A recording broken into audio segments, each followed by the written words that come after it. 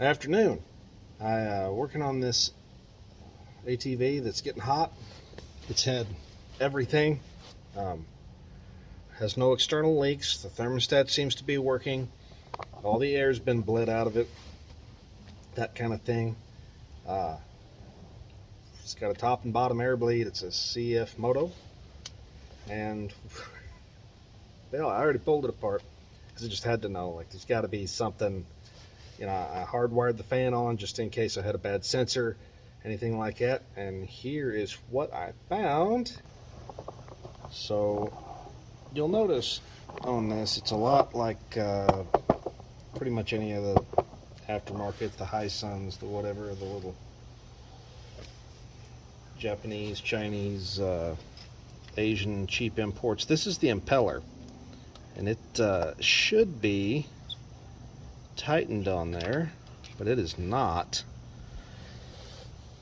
And there's a lot of black. I couldn't even see the threads on that shaft when I started, so I'm actually just going to take some brake clean and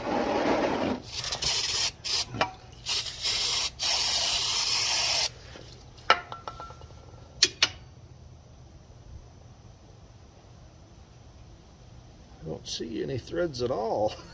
Even if I hold it out in the sunlight where you guys can't see it, I don't see any threads. So it looks like just the aluminum is stripped on the inside of this for whatever reason.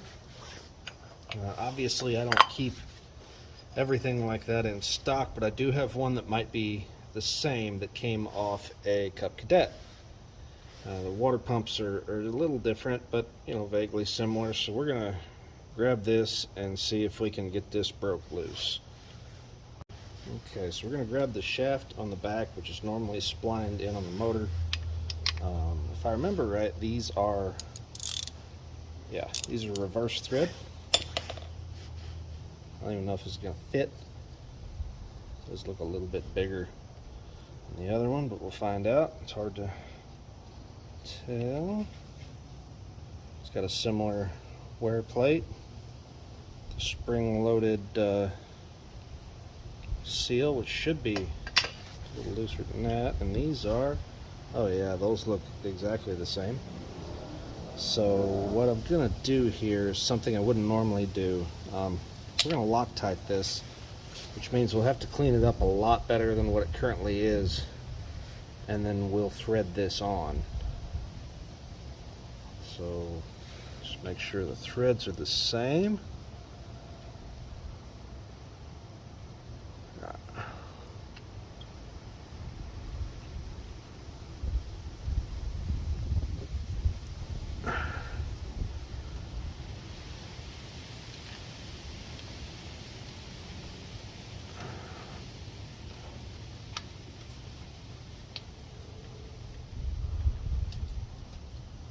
You gotta push back. There's a spring-loaded seal which pushes its seal back in and then your seal out. That is in there. That does seem like it's gonna fit. You just gotta overcome that seal when you're starting it in there. So again, we'll spray some good, you can see the threads down in that one. We'll spray some good cleaner in there. Make sure that seal is set where it needs to be, and go on about our lives, I guess. I'll be back with brake clean. Okay, we got a mess of brake clean here. I want to go through real quick. This is the bleed bolt here on the bottom. Not quite all of it, but if this is on and you think you got air in there, you can bleed this. I bleed them when I fill the cooling system. I'll fill it and then come back and open that until I've got solid air coming out, and I may have to go back and forth a few times, you know, no more than 2 or 3 probably, but just to make sure that I've got the right amount of air in there, or excuse me, not air, right amount of coolant. That down there. Looks like it's had a little bit of skookum in there or something. Grab a rag.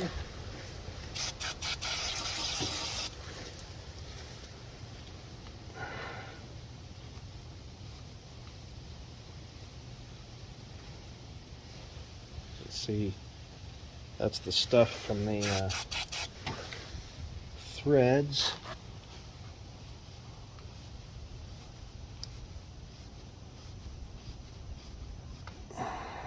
Alright, looks pretty decent. There's the bad one. I'll put you outside. This, spit it out.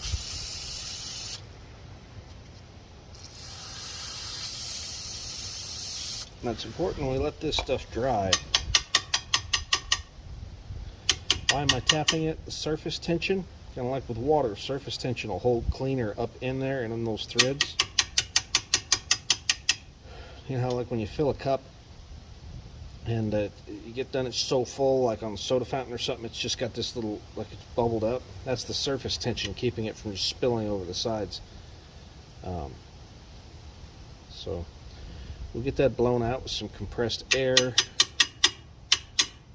and then we will go in, put some Loctite on it, and then remember that it is reverse threads here. We'll put this on, and then we'll throw the cover back on and refill it with coolant.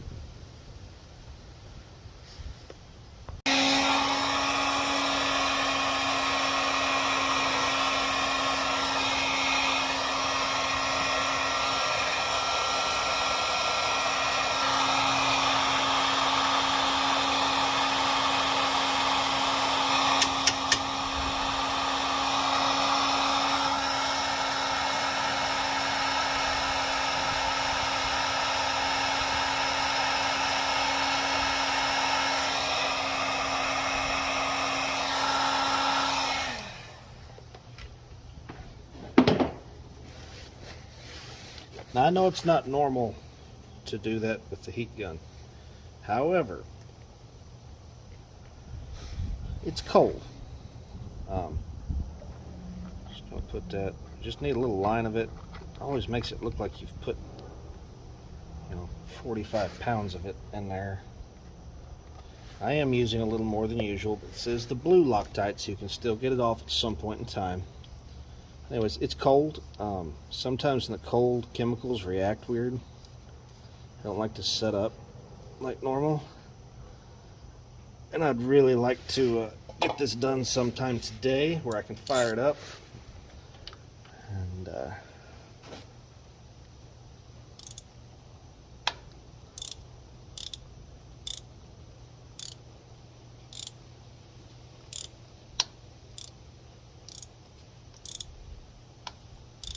what the hell?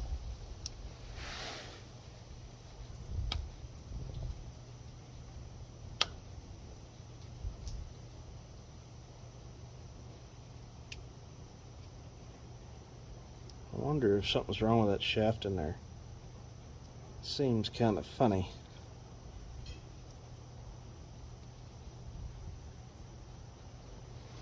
I wonder. Let's do something stupid. Let's start it real quick.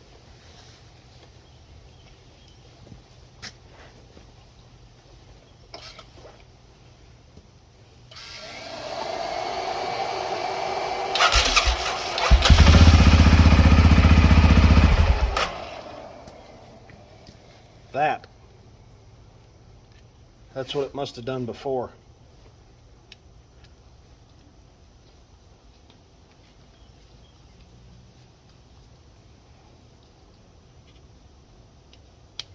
Probably didn't get tight enough before, and then when it shut off, like it ran probably pretty good the first couple times, and then when it shut off one day, the inertia just spun it right off.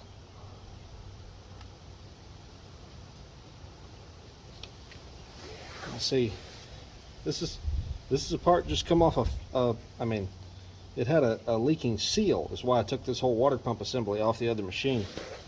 And now I've got this. So that's fun. And these, as you can see, are the same size on the inside. The threads on this water pump are so screwed up. They didn't feel like it before, but when we went to torque it, it just completely, you can actually just push that in there.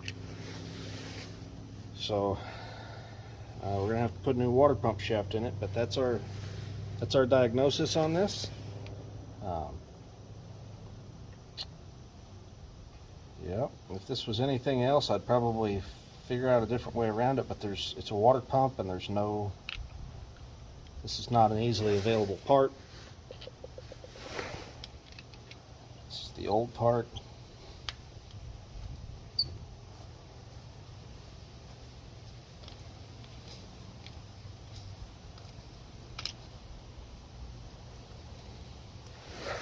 Alright, well, that's it, guys. That's what we can do for the time being. And I guess thank you for watching, and yeah. You know, I filmed the outro and forgot to push record. So I just found where the water pump had been slightly rubbing as it had tried to spin and machined itself down, and nothing on the inside. Being said, happy Friday. The weekend's going to be better, and